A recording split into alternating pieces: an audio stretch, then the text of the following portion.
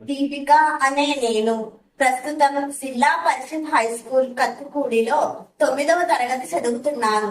ముందుగా మీకు 80వ స్వాతంత్ర దినోత్సవ శుభాకాంక్షలు. మన దేశానికి స్వాతంత్ర్యం వచ్చిన తరువాత ఎంతో అభివృద్ధి చూసాం. ఈ ప్రయాణం ఇలా మరింత ముందుకు వెళ్ళాలంటే ప్రతి ఒక్కరం ఒక విజన్తో పనిచేయాలి. ఒక సగటు పౌరుడిగా నేను డాక్టర్ లక్ష్యాన్ని నిర్దేశించుకున్నాను. వికసిత భారత్ స్వర్ణాంధ్ర 2047 లక్ష్యాలకు అనుగుణంగా నేను ఈ రోజు నుంచే నా విజన్ కోసం పనిచేస్తాను. మరి మీరు?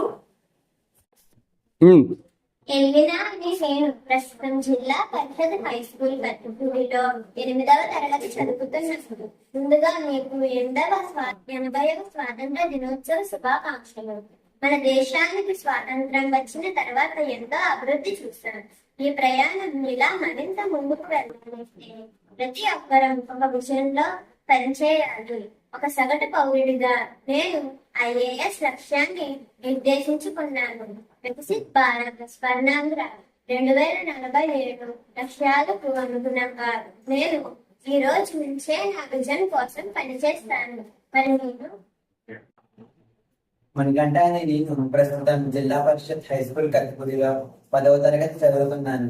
ముందుగా మీకు 80వ స్వాతంత్ర దినోత్సవ శుభాకాంక్షలు.